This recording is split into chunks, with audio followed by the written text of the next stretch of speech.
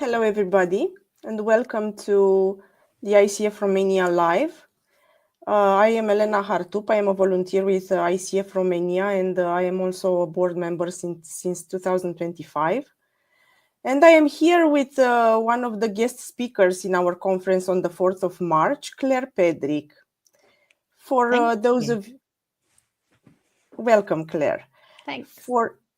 For those of you who do not know Claire, she is, in her own words, a human who facilitates other people's thinking.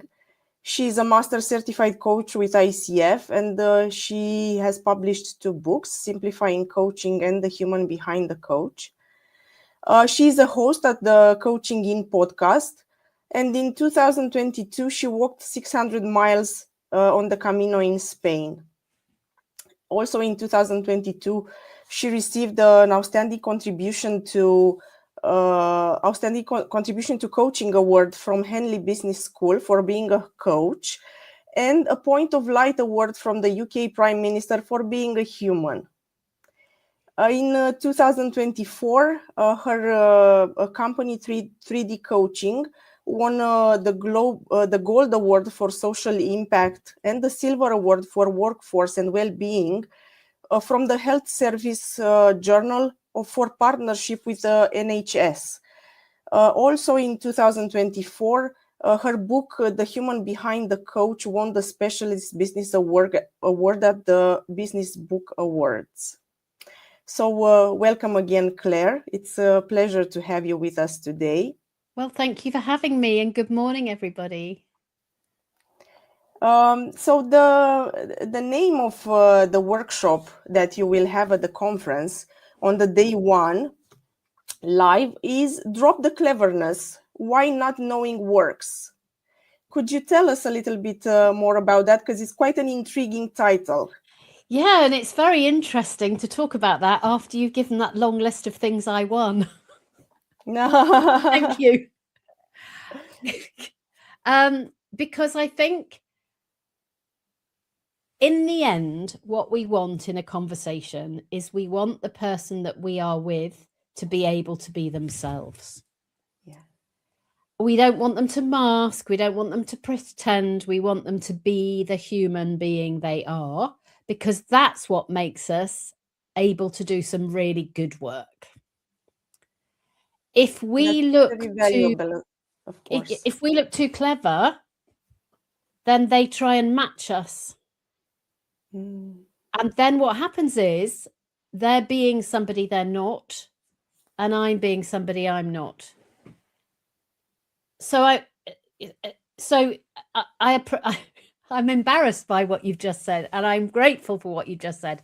But also, Eleanor, it's a really good insight into what happens, because people, lovely audience, you now think that I'm a bit special, probably.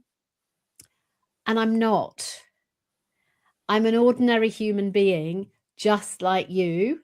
And you're an ordinary human being, just like the people you coach. And we've got to be able to enable them to be themselves without feeling less than us. And in order to prove our credentials, and in order to demonstrate that we can do this work, we often big up, we say in English, we make bigger our expertise, our whatever. And in doing that, it separates us from the person that we're with. Okay. So that's a tiny part of it. That's a really interesting approach. Do you see this dropping the cleverness also in the boardrooms, in organizations? Yes, because what I would say is cleverness is on the outside. It's what we try and show. It's like armor that we show to other people. And I'm not saying don't be wise. I'm not saying don't be learning. But what needs to happen is that needs to be on the inside, because when it's on the outside, it will impact the way that we relate to other people, because they will feel less than, or they'll try and increase in order to match us. And then we end up with this kind of external fight going on. So if you think, lovely listener or LinkedIn, if you think about people you have really, really respected in the boardroom, or coaches that you've really respected, or people that you've really respected in places who you know are really wise, they may well not be demonstrating their cleverness on the outside. So there's something about how do we come into the dialogue. And in coaching and in the boardroom, of course, Elena, it's different, isn't it? Because, you know, in the boardroom, there's multiple people. You've got the role and you've got all those other things going on. And in the coaching, if it's one-to-one coaching, you just got you and them. But there is something about how do you arrive as a human being in order to enable other people to be human beings. And can I just tell you, I am talking more theoretically here on this LinkedIn Live than I will be when I come to Bucharest, because we're going to do some fun things to learn about this. And you're going to laugh a lot and you're going to learn some deep stuff. And you probably won't write very much in your notebook.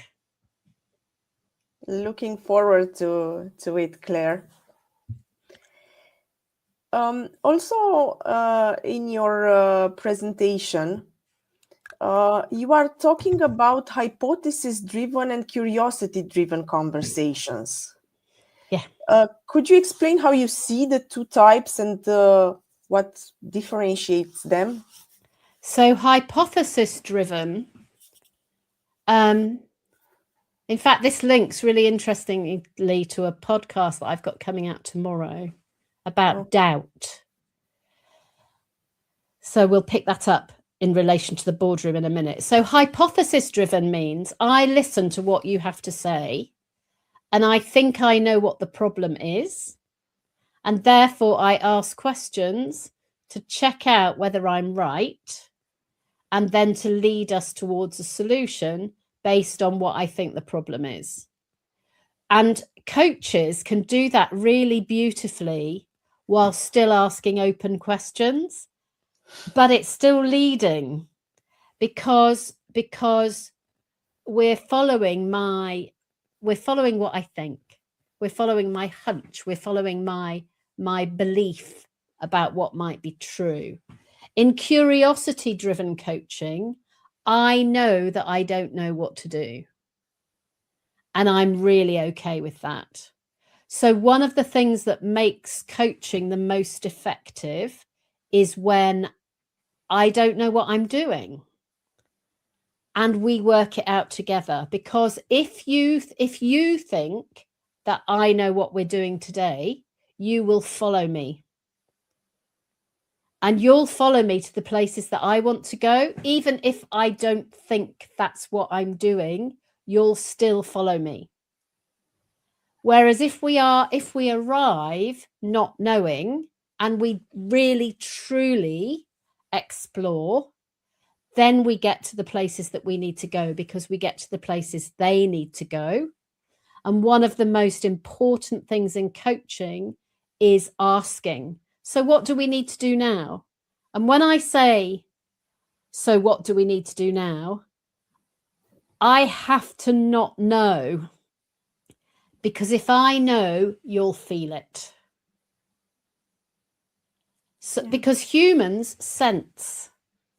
So if you think I've got the answer, so my neighbor, my old neighbor, had a dog, and I used to take the dog for a walk, and in my pocket, I would have dog treats, dog biscuits. And the dog knew that I had biscuits in my pocket, and I wasn't going to give them to the dog, and I wasn't going to show the dog that I had them, but the dog knew. And the dog, instead of walking, would just try and get into my pocket to get my biscuits. And in coaching, if they think you've got a better idea than they have, they will try and get it from us. So we've really, really got to not know. So that's in coaching. in the boardroom, I really recommend this book that Jenny Williams has written, which is called Brilliant Doubt. And it comes out next week, and she's on the Coaching In podcast tomorrow talking about it. And she's written it for boardrooms, and it's about talking to doubt in the boardroom, because we can get to the place where we pretend we know because it makes us feel safer, but actually there's a lot of things that we don't know. And she says it better than I do, but I have a listen to the Coaching In podcast tomorrow with Jenny Williams, because if you want to think about not knowing in the boardroom, she's got some really, really great stuff in there. Okay. I have a question related to a coaching session where the coach knows, or he seemed to know. Is there a way for a coach to realize during the coaching session that they are in this knowing mode and they are leading the client? Do you have... or it depends You to see if us. somebody's following you, but you have to be looking. I think there's so many complexities about this, aren't there? Because what our fantasy, our dream coaching is that if this is the coaching conversation, our dream is that we arrive in the conversation, we agree what we're doing, and slowly we get to the heart of the work. That's what we'd like to happen. But what often happens is we arrive at the coaching conversation, we want to do good work, and they don't know why they're here. So what happens is that we walk into the conversation and they haven't even come into the conversation at all. And that's often when the coach starts doing the work and starts knowing what to do, because we want to add value. We want to make the conversation work really well. We want them to say we're good. We want them to have a really good experience. They don't seem to be joining in. So we do all of our clever things and they watch us. So if you're doing more talking, that's often a sign. If you're doing more thinking, that's definitely a sign. Because what we want is we want them to do the thinking, because that's what makes the transformation. And it's so easy for the coach to do more thinking than the thinker. That's what I call the person we coach. But actually, my job is to enable the thinker to think. And in order to do that, they mustn't think that I think better than they do. Okay. That was quite a complicated sentence. I apologize. So a minimalist, a simple, a minimalist approach. This is what you, this is your approach, a minimalist approach in a coaching session. I want to do the least that I need to do for you to think. And with some people, that's almost nothing. And with some people, it's more. But my job is to facilitate you to think. And if you aren't doing that, me thinking for you isn't going to help. Yeah. We have to find another way of managing it if they aren't stepping into the conversation. Okay. You are also in your workshop, you are talking about power dynamics. I am. In a conversation. Yes, and I know it's a very subtle subject. So what is your opinion? What's the most useful power dynamic in a coaching session, and then maybe in a boardroom if we... So in the coaching, what we want is we want power equal. And the challenge in coaching is that often when people arrive in the, here's my thinker, here's my coach. People often arrive in coaching and they think they've come for something that isn't what they've come for. So they think we've got more power than them. So there's something about equalizing the power. So for me, what I would do in coaching is I would say something that makes me vulnerable in order to open up the possibility for us to both be human. And I don't know what that's going to be until we start talking. Because if I've learned something to say, I've still got power. So it needs to be power equal. In the boardroom, the power, of course, is more complicated because you have the power of status, the power of role, the power of position, the power of alliances. So there's something about holding power lightly enough that enables other people to have their power and neither take power from them nor give your power to them. And that's a lifetime of learning, I think, for all of us. And sometimes we don't get it right. And that's okay. We have a question from Liliana Păduraru. So the question is, how do you see the impact of AI in impacting the human connection presence in coaching conversation? That is such a good question, Liliana, and I very much hope that you and I can talk about it in Bucharest. And I'll give you the beginning of an answer here. AI can ask better questions than humans because they don't get tangled up in the same way that we do as humans. And they can remember questions. AI can remember questions in a way that humans can't. The thing that humans can do is what you've described there, Liliana, which is the presence, it's the not knowing, it's the being with somebody. It's about staying with the question when it gets difficult. It's about not moving from a difficult moment into giving them an answer. It's about holding that, and that in that moment, often that's where the transformation happens and things change.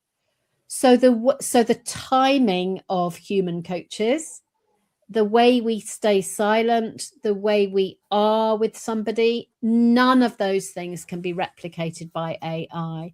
And that's why I think as coaches, we need to really work at becoming more vulnerable, more courageous, more human, more brave, and working in partnership, because that's what is going to make the difference. And really interestingly, Liliana, when we started writing The Human Behind the Coach, the impact AI was going to have on coaching was really not clear. And we partly wrote it because those are the things that we wanted to say. But as we were writing, and particularly as we published, we realized that actually what's in that book is the things that we can develop as coaches to make us stand out and be different from AI. And that's a really great thing. So learning questions is AI can do that. What we need to do is we need to learn to be courageous. We need to learn to wait. We need to learn to hold their not knowing and our not knowing and trust that we're going to be able to find a way through this. And my coffee, I take black, no sugar. So come find me. Thank you for your question, Liliana, and looking forward to see you at the conference. If there are no other questions, I know, Claire, that you are working on a new book. I am. Would you like to tell us more about it? What is it about? Well, what I'd like to tell you is that when I see you in person, the first draft will have gone to the publisher, and I will be feeling happier about it than I am today. Okay. Because we've got 2.5 weeks to get the manuscript to the publisher. So the new book is called Lens, Not Label. And it's about having conversations with neurodivergent colleagues. Or if you're a coach, having conversations with neurodivergent people. Because one of the things that's happened in the world is that more and more people are realizing that they're neurodivergent. Which means they process and they think things in a slightly different way from other people who would be called neurotypical. And coaches and people at work are committed to doing a really good job and are worried about how to have conversations with neurodivergent people. And what I want to say is the first thing is you've always worked with neurodivergent people. Everybody. It's just you didn't know. You didn't know they were neurodivergent, and they probably didn't know either. So you do know how to do this. And the book is trying to simplify the noise around neurodivergence and neurodivergent coaching and conversations. And it's all the principles that I talk about in my other books. We don't know how to have a conversation with a neurodivergent person unless we ask them. So the book, Lens Not Label, is really encouraging you to remember that you're going to be able to work this out between you and you don't have to be an expert. So that's kind of, the headline. Okay. And at the moment, it's not all finished. So it is a little bit worrying. Best of luck, and hope you will finish in time. But I will have to. So... So if you find me at the conference lying down, it's because I did it up to the deadline. More black coffee then. Yes, thank you. Yeah. What made you take this decision to write about having conversations with neurodivergent people? Because I'm a coaching supervisor. And every supervision session, somebody was saying, I've got this person who's got ADHD or is autistic or is somehow neurodivergent. And the anxiety that I was seeing in people to do a really good job was high. That was one reason. Another reason is there are thousands of courses around working with neurodivergent people, most of which are making you the expert in doing it. And actually that's not coaching, and it's also not an equal conversation with another person. And one of my colleagues, Nathan Whitbread, does a lot of work around neurodiversity, and we agreed that getting a book out there would be really important. What's been really interesting is that during the writing of the book, I've discovered that I'm neurodivergent. So that's been fascinating. Yeah. And so we've also written the book upside down. So some of our listeners, you will love books. And when you start a book, you will read page 1, you'll read the whole thing right from the beginning all the way to the end. There'll be other people who are watching this LinkedIn Live who will pick up a book and they'll read the first few pages and then they won't read any more because it's too hard. Especially, I notice, coaching books. So Lens Not Label is upside down. So if you only want to read a few pages, if you read the first few pages, you will get everything that's in the book in a really short amount of time.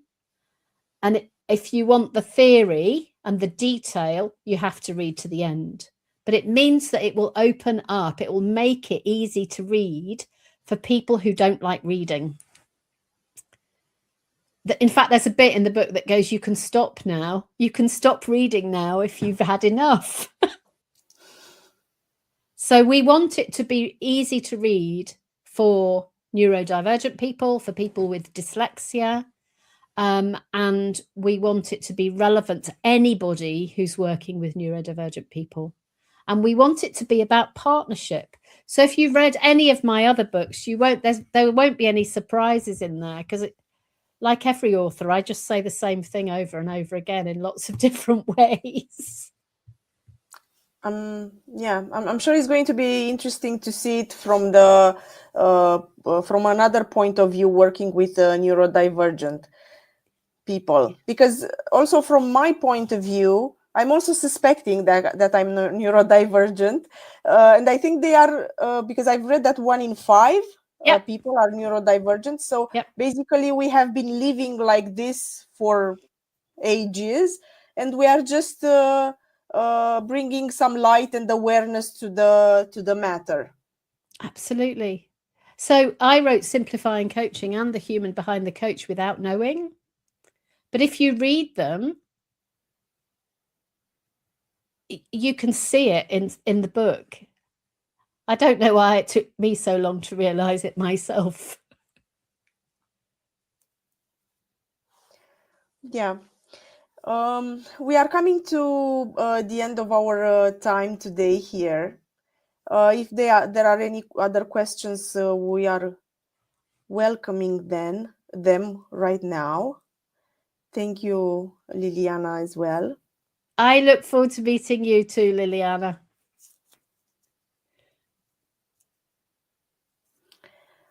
Okay, then. So if you want to meet Claire in person, you will have the chance on the 4th of March at the Radisson Blu Hotel during the ICF Romania conference, Coaching the Leaders of Tomorrow, Human Connection in the AI Era. Thank you very much, Claire, for having this conversation with us, and thank you everybody for attending and participating, and see you at the conference. Yeah, I look forward to meeting you in real life, Elena, and everybody else. Thank you. As well. Thank you. Goodbye. Bye-bye.